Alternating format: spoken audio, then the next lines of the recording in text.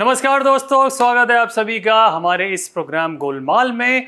और गोलमाल में आज खोलेंगे किसकी पोल? अरे यार, मैं क्यों बता रहा हूँ, ये बताएंगे हमारे नारद मुनि।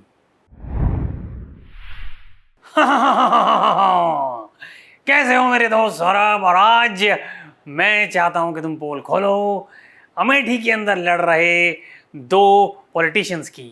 एक तरफ राहुल बाबा और दूसरी तरफ स्मृति भाभी, मतलब स्मृति ईरानी। मुझे बताइए, ये दोनों आपस में लड़ रहे हैं अमेठी से, किसको मिलेगी सपोर्ट और किसको होगा जी हाँ वहां पर हार का सामना, ये आप मुझे बताइए। खोलिए इन दोनों की पोल। तो शुरू किया जाए गोलमाल विद द पोल खोल ऑफ राहुल एंड स्मृति। नारायण दो बार, नारायण दो बार। क्या बात है, मेरे दिल की बात कह दी आपने, थैंक यू सर। तो एक तरफ है राहुल आंधी, दूसरी तरफ है स्मृति ईरानी। एक है गोरा गोरा बच्चा, दूसरे के कंधे महाबली हैं।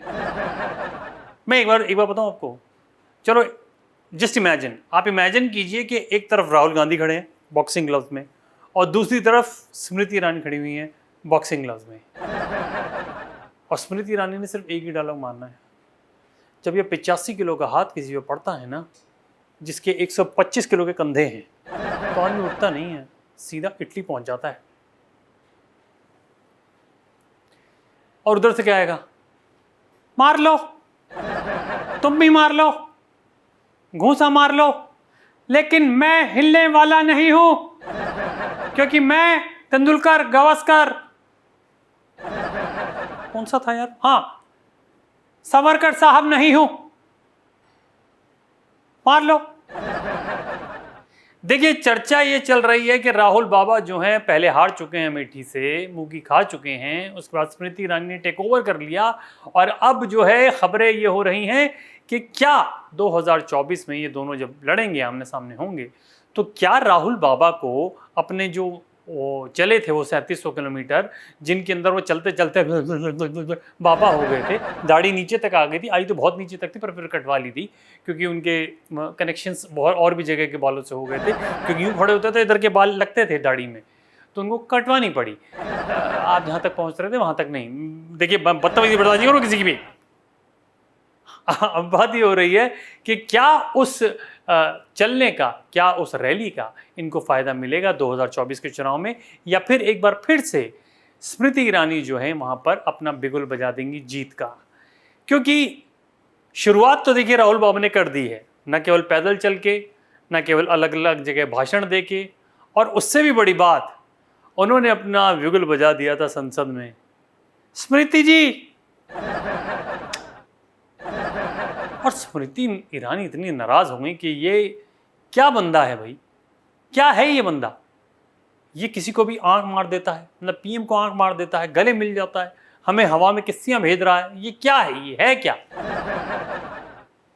तो इस पर सोनिया जी ने क्या कहा, मतलब उनके मन में से एक बात है जो मैं आपको बता रहा हूं, बहुत प्राइवेट बात है, ध्यान से सुनना। क्या बताऊं स्मृति के किस तरीके की है ये इमरती, मतलब मेरा लड़का, मुझे तो यही नहीं समझ में आता कि ये खर्रे का क्या। कितनी बार छोटे छोटे बच्चे इसके पास आके बोलते हैं, आप बड़े होके क्या बनोगे, आप बड़े होके क्या बनोगे। मैंने कहा अभी 54 साल का बड़ा होके पप्पू बन गया है, तो आगे बड़ा होके न पप्पी न बन जाए और हमारा जो छोटा कुत्ता है उसके साथ ना खेलने लग जाए, पिद्दी के साथ, पिद्दी और पप्पू ऐसे करना पड़ेगा। तुम लोड ले ही क्यों रही हो जब मुझे पता ही है कि तुम ही जीतोगी। इसको तो घर में ही कोई पूछ नहीं तो बाहर काहे का पूछ। लोग इसको प्राइम मिनिस्टर बनाना चाहते ही नहीं है, सब कह रहे हैं कि प्रियंका इज द मैन, मतलब Priyanka is the girl who has this capability to be a PM of India. ये उनके मन में चल रहा है, और हो भी क्यों ना यार, बंदा क्या क्या उल्टी सीधी चीज हरकतें करने लग जाता है यार। आजकल लद्दाख में है, लद्दाख में पाए जा रहे हैं, और वो भी ड्रोन कैमरा से, क्योंकि कहीं भी गाड़ी लेके इसको बाइक लेके घुस जाते हैं, धूम मचा ले मचा ले मचा ले मचा ले, कई बार तो चालान होते होते बच गया उनका। पूछिए क्यों? भाई एक हाथ ऊपर रहता ना, देखिए रेस क्यों नहीं दी जा रही, देखिए, ओ अच्छा, ओ सॉरी,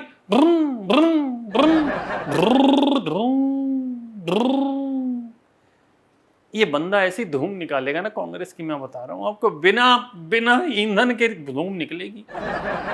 धूम 1 2 3 आ चुकी है ना, इनकी आएगी धूम 85, धूम 2024, बता रहा हूं, ऐसे धूम धड़ाके से आएगा और धूम धड़ाके से निकल जाएगा।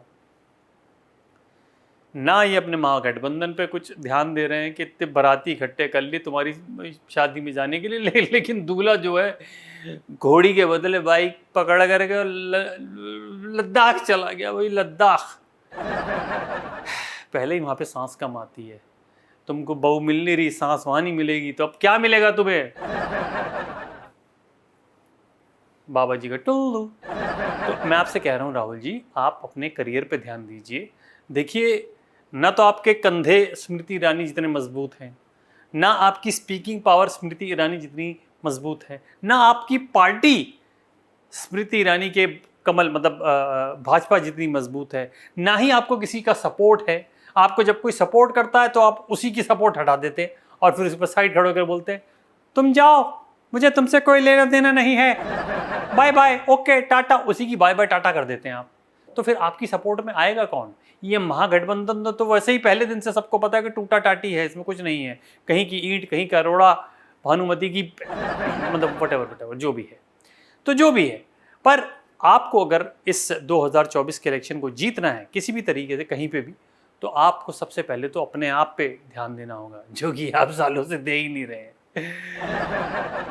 क्या कहें, जब आदमी खुद अपने ऊपर ध्यान नहीं दे रहा तो हम उस पर ध्यान देके कर भी क्या लेंगे।